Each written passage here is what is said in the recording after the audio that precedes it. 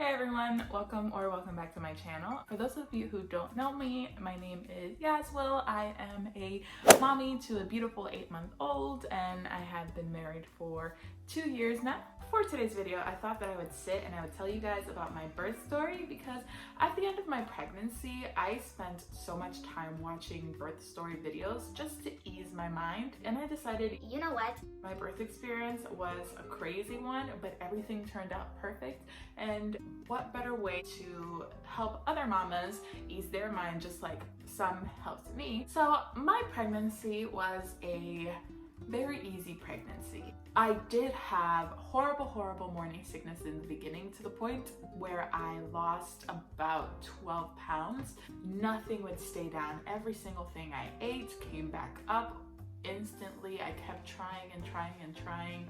Lunch, breakfast, dinner, snacks, all of it just came back up. The only thing I can hold down, and this is not very healthy and I do not recommend this, but it got to a point where the only thing I could hold down were French fries and ginger ale. Literally the only thing I could hold down. And you know what? It's better to have that than to have nothing.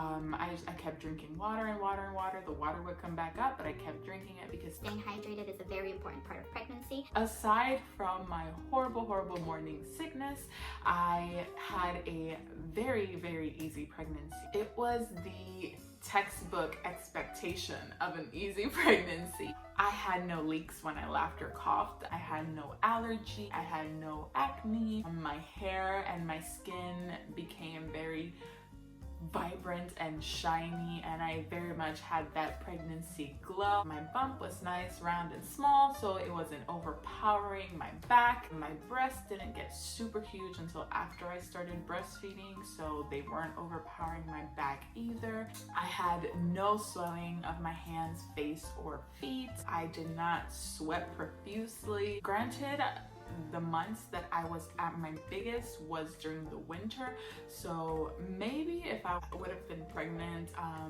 at a different time and the end of my pregnancy would have been in the summer, it would have been a different story in regards to the whole sweating and the whole hair and skin situation.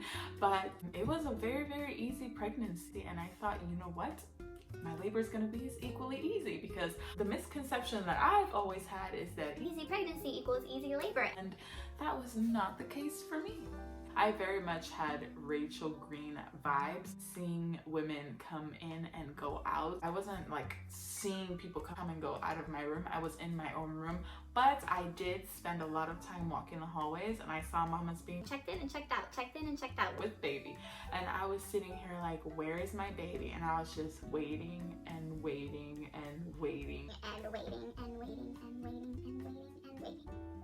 And my baby was nowhere to be seen.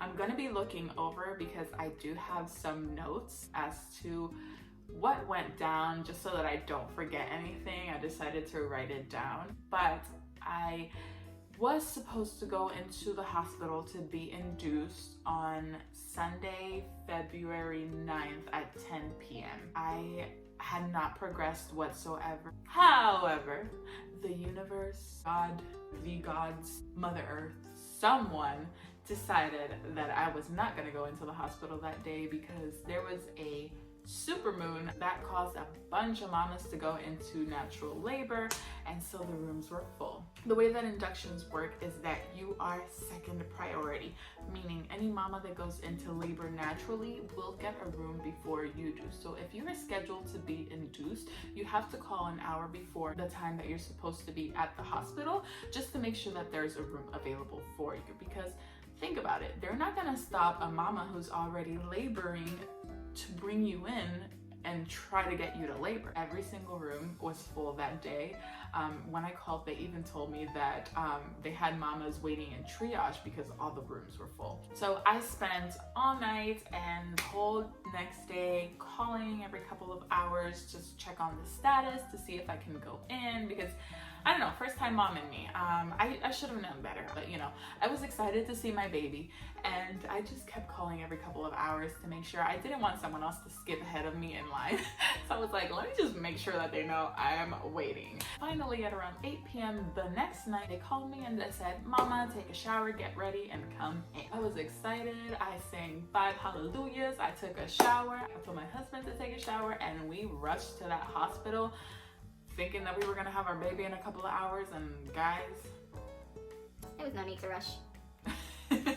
So we got to the hospital and we were put into a birthing suite. Usually when you go into a hospital for a natural labor, if you're having some type of emergency, you go to the labor and delivery unit. They will triage you to see if you are actually in labor or if it's false labor and you'll be sent home or whatever the case may be. But when you go for an induction, obviously it doesn't matter what stage you're in, you're going straight into the birthing suite. There, my husband and I were left alone so that I can undress and we can settle. The nurse came back into the room to hook me to IV, to monitors. There was a monitor to measure the baby's heartbeats, and there was a monitor to measure my contractions. The nurse gave me a bunch of consent forms. She asked me questions like, do you want an epidural? Will your baby be getting the Hep B vaccine? Is there hearing loss history in your family? Any requests in regards to skin? That she just wanted to see what my plans were. My plan was basically just immediate skin to skin, my husband to cut the cord, delayed cord clamping, and that's it. That's all I wanted. It was more for after the birth than during the birth. Any interventions that they had to do during birth, that was up to them, basically what they thought was medically necessary. After about an hour or two of doing all this, my mom was finally there. She didn't get there with us because she was getting some things for the nurses. She got donuts and coffee for all of the nurses on shift. And the next morning, we also got them something. I just don't remember what we got them. I know it was breakfast related. It might have been breakfast wraps and coffee. But we got all 3 shifts that I was, or was I 4 shifts?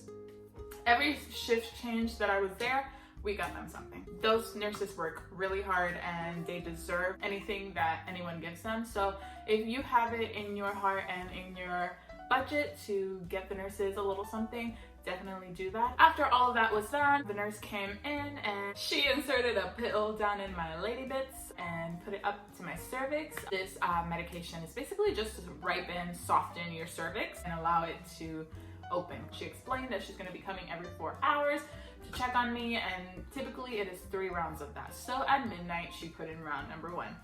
She left us be. She told us to get sleep. It's gonna be a long process, etc., etc. I regret not listening to her, but like any excited first-time mom, I didn't sleep much. I was sort of starting to get contractions. It was nowhere near as hard as they were further along, but I was starting to get contractions. I was a little bit uncomfortable. I was anxious to meet my baby, and so I didn't get much sleep. 4 a.m. rolls around, and nothing. She did say my cervix was a little softer, but no dilation, nothing, no effacement. Was completely not ready yet, so she put in round number 2, and she let us be again. My husband was sleeping, and I was in my head. 8 a.m. comes around and she comes in with my doctor. He came in to check me and he did a cervical check and he explained that I was about 1 centimeter dilated and 40% effaced at that point, so they weren't going to go with the 3rd dose. But what he did was he went in there into my 1 centimeter big cervix. So a centimeter is about the size of your pinky finger. He went in with 2 fingers and stretched. That was painful. So he stretched me and he put in this stick.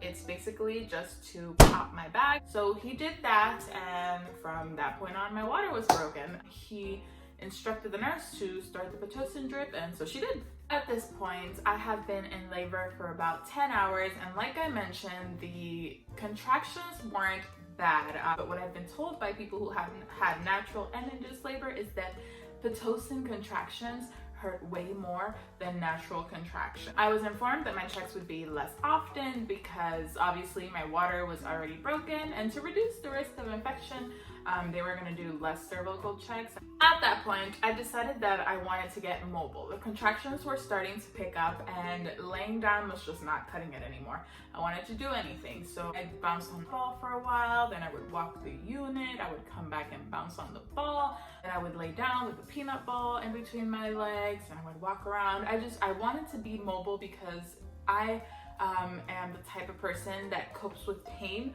through mobility. It had been 12 hours at this point, 10 a.m. When I came in the night before, there was this woman who came in with me, and I saw her leave her room with her beautiful little baby going up to the mother baby unit. I still was at a 1 centimeter progression. This whole mobility thing was going on for about the next 5 hours. I kept walking the unit. The nurses kept telling me, "You're doing so good," because they saw that my contractions were off the charts. They're like, "You're doing so good." I'm like, "Yeah, I'm not doing so good."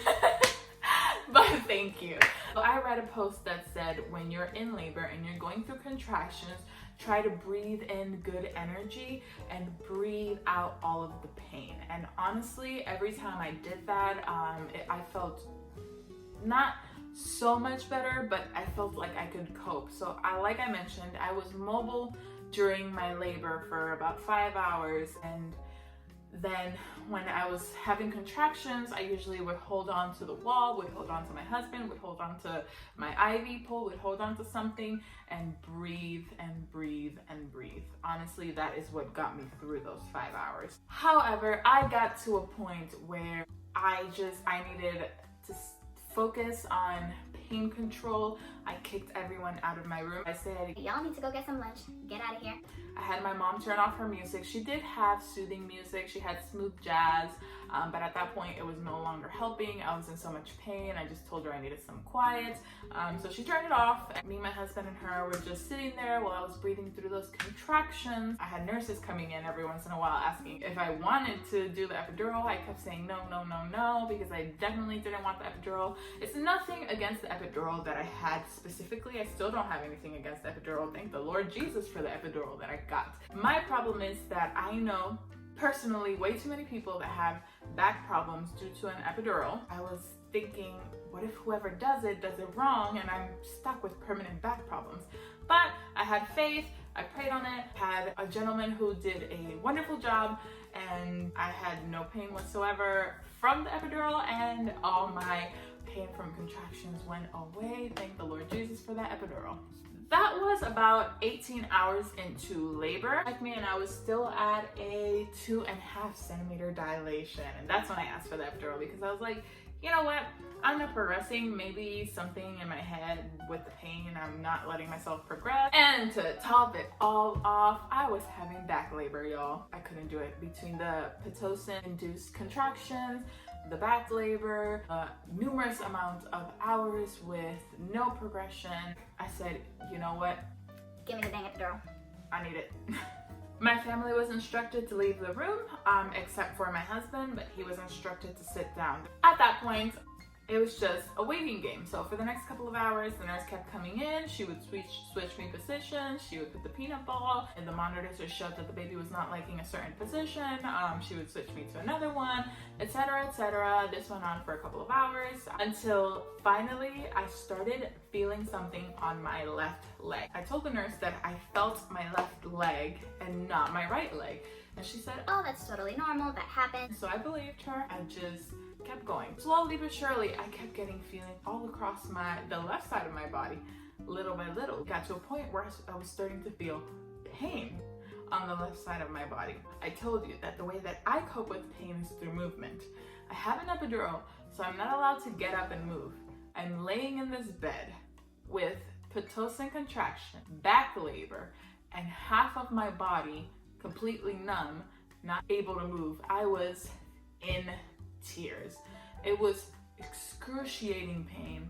I couldn't do it, and I just kept telling them I have so much pain. They kept trying to put boluses. The boluses weren't working. Just for some reason, my left side just stopped taking the effects of it. I got checked and I was still at 3 centimeters dilated. I was crying nonstop because aside from the fact that I had horrible pain, I was not progressing and I was not seeing an end anywhere near, and it had been over a day.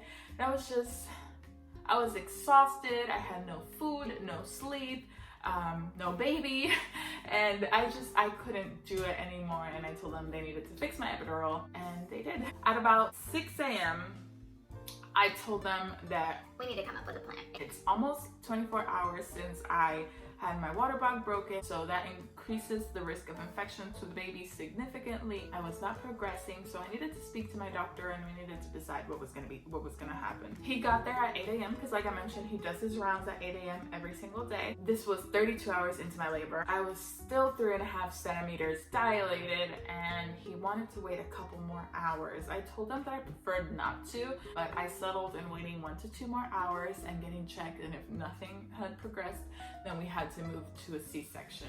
I said it between tears because honestly, I didn't want a C-section. Nothing against C-sections. I just prefer not having a C-section because the recovery of a C-section is so much harder than the recovery of natural birth. After a lot of begging and a lot of tears for them to hurry up and tell me what is gonna happen, my doctor decided that he was going to perform a C-section due to failure to progress in labor. I didn't progress past 3.5 centimeters, so at that point, the only option was really a C-section. And he scheduled it for 12:30 p.m. At 11 a.m., the epidural team came in, switched my epidural because obviously the left side of me had it taken. Everything went pretty quickly from there. I started feeling relief again. I was talking to my family, letting them know what was happening. About 12:25, I was taken into the operation room and they were setting me up. I remember uncontrollable shaking, 1 from the cold in the operation room. Operation rooms are very cold, and 2 from the extreme fear I had. I was so scared at the fact that I was about to have a surgery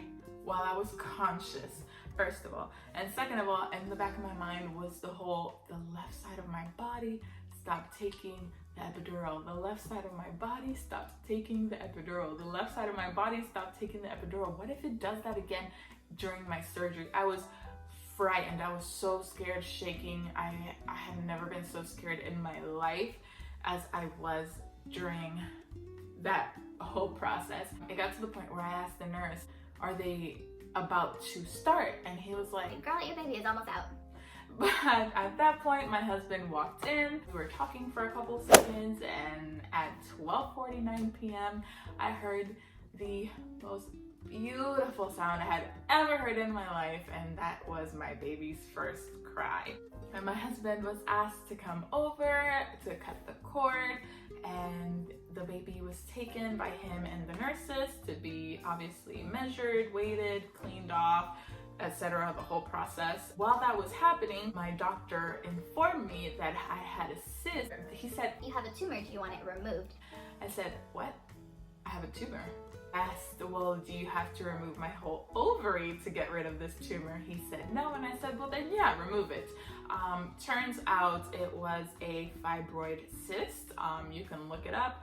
Basically, it was full of hair and pus, and this thing was massive. It was the size of my uterus. I wish my doctor would have given me pictures, but unfortunately, when I asked him if I could have pictures, he said no. If this is my uterus, this was the tumor. I saw the pictures and it was not pretty. It was gnarly. He took that out, he sewed me up, and I had my baby for skin to skin while he was doing that. My baby was born 100% a mama's boy from the very second he came out.